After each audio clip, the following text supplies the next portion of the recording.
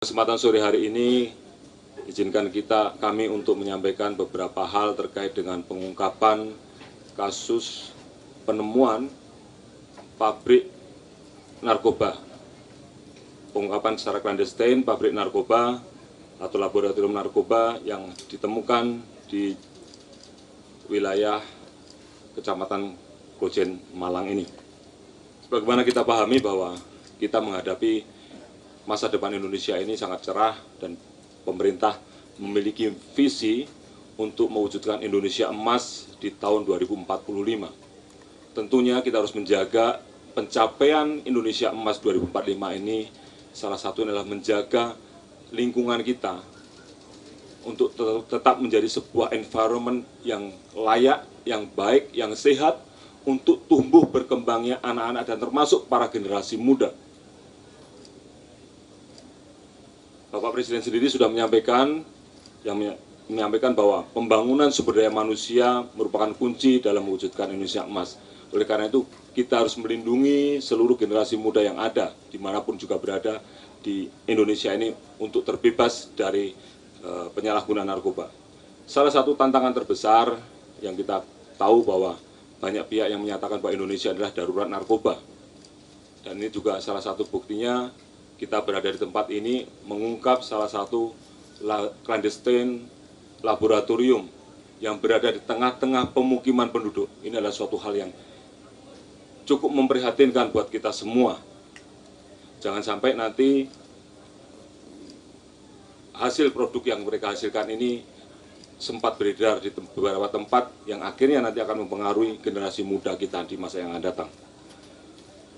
Rekan-rekan sekalian, peredaran gelap narkoba ini sudah semakin berkembang, termasuk juga pendirian pabrik-pabrik. Beberapa waktu yang lalu kita mengungkap di Bali, pabrik juga, dan sekarang kita ungkap di Malang.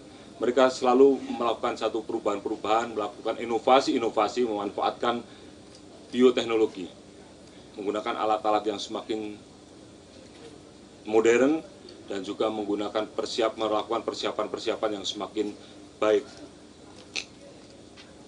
Terkait dengan pemberantasan narkoba, Bapak Presiden juga berpesan bahwa pemberantasan narkoba harus lebih gencar, berani, dan komprehensif, serta dilakukan secara terpadu dengan melakukan penegakan hukum yang tegas sehingga dapat memberikan efek jera, khususnya kepada para pemakai dan terutama kepada para pengedarnya. Oleh karena itu, Bapak Kapolri juga menindaklanjuti apa yang menjadi arahan Bapak Presiden, menegaskan kepada seluruh anggota Polri untuk terus berperang dan tuntaskan penanganan masalah narkoba mulai dari hulu sampai dengan hilir. Maksudnya kita juga mulai dari suplainya kita berantas, kita potong suplainya, tapi dari sisi demand juga harus terus diperbaiki, harus terus dikurangi. Oleh karena itu, Polri juga melaksanakan kegiatan-kegiatan bukan hanya sekedar melaksanakan penegakan hukum, tetapi juga melaksanakan edukasi, sosialisasi, untuk melakukan pencegahan peredaran gelap narkoba ini. Ini tentu yang berperan bukan hanya Bareskrim, tapi juga teman-teman di Baharkam, dan bekerja sama dengan seluruh stakeholder, termasuk teman-teman dari BNNP dan juga dari BNN Pusat. Pada tanggal 22 Juli kemarin, kita mengungkap laboratorium clandestine yang ada di tempat ini. Ini adalah hasil pengembangan dari penemuan tempat transit Sinte yang kita temukan pada tanggal 29 Juni kemarin di daerah Kalibata. Kita temukan 23 kg Sinte di situ, dan kemudian kita kembangkan, melakukan profiling, mengarah bahwa barang tersebut berasal dari pabrik yang ada di Jawa Timur. Setelah kita kerucutkan lagi, ternyata laboratoriumnya ada di wilayah Malang. Dan akhirnya kita bisa mengungkap pabrik ini, yaitu yang menghasilkan 3 produk di sini. Yang pertama adalah jenis sembako sintetis dengan kandungan narkotik MDMB 4TN Pinaka, atau yang dikenal luas dengan nama Sinte, atau juga dengan nama tembakau gorila. Kemudian di sini juga ditemukan pembuatan ekstasi dan juga pil Xanax. Xanax ini adalah termasuk psikotropika golongan 1. Pengungkapan ini adalah hasil kerjasama atau kolaborasi antara Polri, Baris Krim Polri, dengan teman-teman dari Ditjen Pemasyarakatan, Ditjen Bea Cukai, beserta seluruh jajaran, khususnya dari Polda Jawa Timur. Terima kasih Pak Kapolda atas dukungannya, dan juga pada Pak Kapolresta Malang. Terima kasih Pak Kapolres dan Pak Kapolresta Malang yang sangat membantu dalam penyelidikan dan juga pengungkapannya.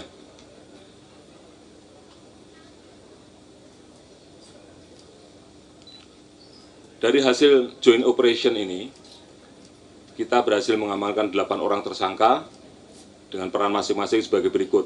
Yang satu sebagai peracik, yang meracik menjadi produk jadi, ini dengan inisial YC, umur 23 tahun.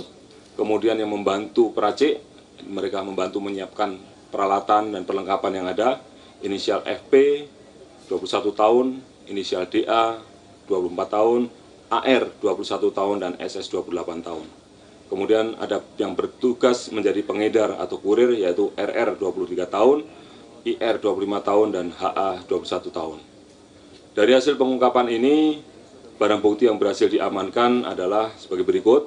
Yang sudah dalam bentuk barang jadi narkotika adalah 1,2 ton tembakau sintetis, 25.000 butir pil ekstasi, 25.000 butir pil Xanax, dan juga masih ada 40 kg bahan baku MDMB Pinaka yang setara dengan 2 ton untuk produk jadi.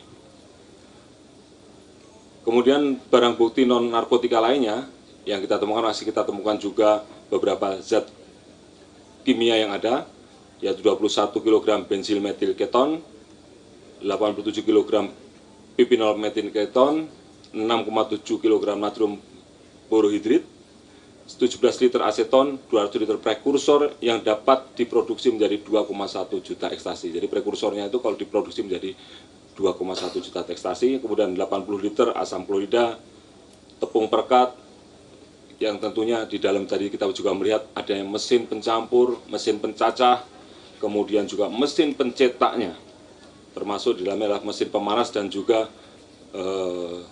coolernya. Di dalam juga kita sita ada satu TV yang digunakan mereka untuk menjadi pemandu. Jadi mereka melaksanakan produksi ini dipandu menggunakan dari jauh, dipandu dari jauh dengan menggunakan Zoom meeting, menggunakan TV. Tempat ini sudah beroperasi sekitar 2 bulan, dan nilai estimasi dari keseluruhan barang bukti yang kita berhasil amankan itu, kalau kita rupiahkan, sekitar 143 miliar 500 juta rupiah. Nah, rekan-rekan sekalian, modus operandi kejahatan narkoba ini selalu berkembang, selalu melakukan transformasi dan melakukan inovasi-inovasi, mengikuti perkembangan zaman, dan juga bagaimana mereka berusaha untuk menghindari, sedapat mungkin menghindari pantauan dari para petugas. Nah, terkait dengan pengungkapan kita ini, mereka melakukan menyewa rumah ini kontrakan dengan alibi akan digunakan sebagai kantor event organizer. Namun faktanya digunakan untuk membuat clandestine laboratorium. Tim kami sendiri ketika mau masuk ke sini sempat agak ragu juga, karena ini jangan-jangan salah, ini kan kantor event organizer. Tapi ternyata setelah didalami lebih jauh lagi, ternyata memang benar tempatnya ada di sini. Kemudian yang kedua, dalam proses pembuatannya tidak dikendalikan secara langsung, tapi dikendalikan dari jarak jauh melalui fasilitas daring, aplikasi video conference, dengan pengendali adalah seorang warga negara asing yang sekarang masih dalam proses pencarian oleh teman-teman dari Baris Krim. Antara pelaku ini dengan pengendalian tidak kenal, karena mereka dikendalikan melalui TV tadi, tidak menggunakan muka atau wajah, tapi hanya menggunakan suara saja. Kemudian pola pemasarannya dilakukan menggunakan secara daring atau online, menggunakan e-commerce, dan pola distribusi memanfaatkan jasa ekspedisi yang bertujuan untuk mempermudah dan menyamarkan proses transaksi peredaran produk dan narkoba ini. Salah satu yang menjadi perhatian kita adalah pabrik ini didirikan di tengah pemukiman penduduk, dan yang kedua didirikan di satu kota yang menurut saya adalah kota di mana banyak generasi muda berdatangan dari seluruh Indonesia. Karena Malang adalah salah satu tempat pendidikan, banyak universitas-universitas di sini. Kita khawatirkan kalau ini tidak segera kita lakukan penindakan, akan dilakukan peredaran di kalangan para generasi muda, karena rata-rata dari hasil penelitian kita bahwa pengguna tembakau ini rata-rata adalah anak-anak muda. Nah, terhadap para pelaku diduga melanggar pasal 113 ayat 2, subsidiar pasal 114 ayat 2, subsidiar pasal 112 ayat 2, junto pasal 132 ayat 2, Undang-Undang Republik Indonesia Nomor 35 Tahun 2009 tentang narkotika dengan ancaman hukuman minimal 5 tahun penjara dan maksimal hukuman mati serta denda minimal 1 miliar rupiah dan maksimal 10 miliar rupiah. Dari seluruh barang bukti yang sudah kita sita ini, kalau kita setarakan, kita bisa menyelamatkan sejumlah 5.350.000 jiwa. Dalam kesempatan ini juga kami ucapkan terima kasih kepada seluruh pihak, kepada Pak Kapolda, dari Bea Cukai, dari Lapas, dan juga dari seluruh pihak yang sudah membantu bekerja sama dan berkolaborasi dalam pengungkapan kasus clandestine laboratorium ini. Ini menunjukkan bahwa tidak ada satu hal yang tidak mungkin kita lakukan kalau kita bekerja bersama-sama, kita berkolaborasi. Tidak ada ego sektoral di sini. Kita bersama-sama, kita ajak teman-teman dari BNNP, kita ajak teman-teman dari Bea Cukai. Yang penting adalah bagaimana kita bisa memberantas narkoba. Yang penting masyarakat kita bisa terbebas dari narkoba. Ini adalah komitmen Kepolisian Negara Republik Indonesia untuk terus melaksanakan pemberantasan narkoba guna menyelamatkan generasi muda dalam rangka menuju Indonesia Emas tahun 2045. Yang terhormat Bapak Kabar Reskrim, tentunya bersama pejabat pendamping dari stakeholder terkait, mohon maaf tidak saya sebutkan satu persatu tanpa mengurangi rasa hormat, jajaran Direktur Tindak Pidana Narkoba, tentunya yang mendampingi Bapak Kabar Reskrim. Satu kata, tadi sudah dijelaskan panjang lebar oleh Bapak Kabar Reskrim, sebentar lagi mungkin secara teknis akan dijelaskan oleh Bapak Direktur Tindak Pidana Narkoba.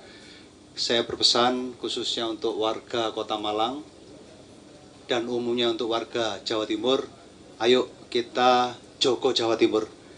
Kita jogo Jawa Timur, mudah-mudahan hal-hal seperti ini ke depan tidak akan kita temukan. Kalau ditemukan secepat seperti yang diungkap oleh jajaran Barreskrim Polri ini, kita akan sajikan untuk masyarakat Jawa Timur.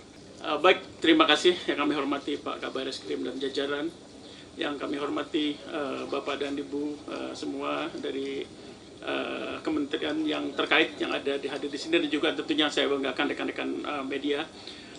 Terima kasih atas kesempatannya. Pertama dapat kami sampaikan bahwa pengungkapan clandestine laboratory ini adalah merupakan bentuk komitmen dari Direktorat Jenderal Bea dan Cukai dalam melindungi masyarakat dari bahaya peredaran narkotika yang merupakan salah satu perwujudan fungsi daripada perlindungan masyarakat atau community protector dari kami. Kemudian yang kedua, bahwa pengungkapan ini merupakan bentuk sinergi kami yang terus-menerus kami lakukan dengan Kepolisian Negara Republik Indonesia, khususnya Barreskrim Polri dalam penanggulangan penyalahgunaan dan peredaran gelap narkotika. Dapat kami sampaikan bahwa berdasarkan hasil analisis yang kita lakukan atas tindakan-tindakan penindakan clandestine laboratorium sebelumnya sudah kita sama-sama ungkap, yang dari Tangerang, di Semarang, di Bali, dan juga yang ada di sini, dan juga di Medan, kami mempelajari bagaimana masuknya barang-barang tersebut. Dari hasil pengawasan kami, ternyata memang barang-barang ini sebagian besar adalah diimpor atau dimasukkan dari luar negeri, utamanya dari Cina. Nah, untuk kasus ini tentunya kami melihat barang apa sih yang biasa dimasukkan. Ternyata barang-barang prekursor dan juga barang-barang calon prekursor dimasukkan ke Indonesia dan biasanya disamarkan sebagai cat, sebagai pigmen, dan seperti itu. Sehingga kami melakukan penelitian yang cukup mendalam. Setiap pengiriman barang-barang yang namanya kimia dari luar negeri. Nah, Bapak dan Ibu sekalian, dari hasil-hasil tersebut kemudian dan kegiatan rutin kami dengan Bareskrim Polri, akhirnya data kami ketemu dengan data dari teman-teman dari Bareskrim, utamanya adalah yang hasil penindakan terakhir di Kalibata, ada kecocokan data. Sehingga dari kecocokan data tersebut, kita bisa bersama-sama berdasarkan hasil analisis bersama dengan Bareskrim, kita bisa mengungkap bahwa ternyata di sini ada laboratorium pembuatan narkotika. Jadi intinya kira-kira seperti itu, bahwa kami bekerja sama dengan Bareskrim di dalam melakukan joint analysis dan joint operation, termasuk di dalam melakukan penindakan yang kami lakukan pada siang hari kemarin. Bapak dan Ibu sekalian, tentunya sebagaimana disampaikan oleh Ibu Menteri Keuangan bahwa Direktorat Jenderal Bea dan Cukai yang berada di bawah Kementerian Keuangan tetap mengutamakan untuk memberikan fungsi perlindungan kepada masyarakat dari bahaya narkotika. Direktorat Jenderal Bea dan Cukai terus berkomitmen untuk bersinergi dan berkolaborasi bersama Polri dalam mengungkap clandestine laboratorium narkotika dan juga mencegah masuknya narkotika ke wilayah Republik Indonesia, dan tentunya juga adalah dengan rekan-rekan penegak hukum lainnya yang utamanya adalah dari jajaran BNN maupun dengan jajaran WNNP. Barangkali mungkin itu yang dapat kami sampaikan. Terima kasih.